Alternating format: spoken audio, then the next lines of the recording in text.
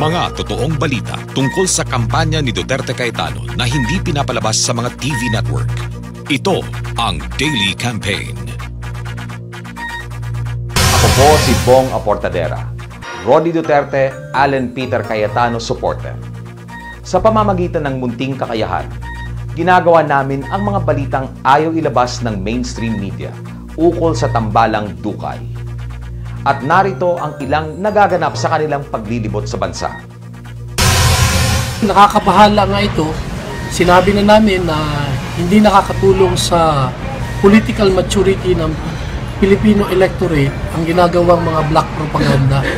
Sana pagtuunan na lang nila ng pansin ang pagbibigay ng halaga sa kanilang mga plataforma rather than dito sa mga smear campaign na wala na silang ginawa kundi batuhin na lang ng batuhin si Mayor Duterte ng mga black propaganda. Abangan ang susunod na bagong araw ng pag-asa.